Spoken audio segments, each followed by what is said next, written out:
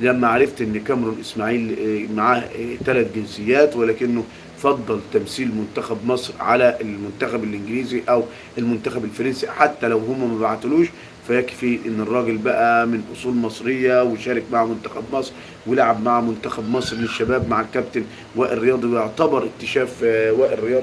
وكمان محمد النني برضه كان ليه دور كبير جدا، لانه قابل وهو اللي اكتشف برضه كاميرون اسماعيل. اذا صفقه مدويه، نجم منتخب مصر للشباب بينتقل لارسنال الانجليزي في مفاجاه قويه جدا. كاميرون اسماعيل كاميرون اسماعيل لاعب منتخب مصر بينتقل لارسنال الانجليزي في صفقه مدويه، لاعب منتخب مصر للشباب.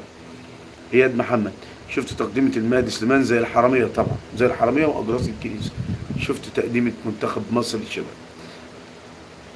طيب يا جماعة، عايز اتكلم كمان في احمد حمدي. خلي بالك انا مش هطول عليك، 5 دقايق كمان ان شاء الله. احمد حمدي، احمد حمدي لاعب نادي الزمالك اللي راجع من الرباط الصليبي. نادي بيراميدز بيفاوض ايه؟ نادي بيراميدز بيفاوض احمد حمدي. يعني دي معلومه جات لي كده، ان نادي بيراميدز بيفاوض احمد حمدي لاعب نادي الزمالك. ان نادي بيراميدز بيفاوض احمد حمدي لاعب نادي الزمالك. آه مش عايز اعلق بقى عشان صفقات نادي الزمالك والناس ما تزعلش مننا، ولكن انا شايف ان المهدي سليمان يعني يعني المهدي سليمان لعب 308 مباراه، جه في 309 هدف بس. يعني مش هقول لك غير كده يعني. المهدي سليمان لعب 308 مباراة، دخل فيه 309 هدف مع الأندية اللي كان بيلعب. تاريخه كده، سجله.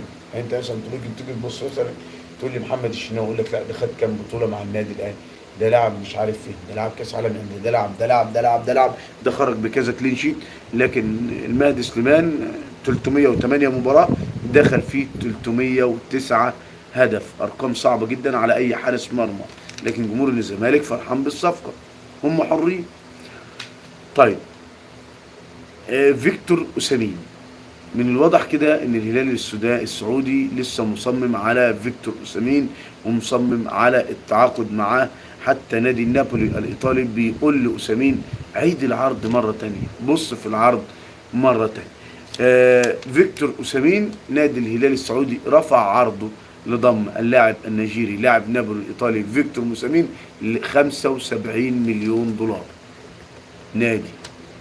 نادي الهلال السعودي رفع عرضه لضم فيكتور اوسيمين لاعب نابولي الايطالي ل 75 مليون دولار.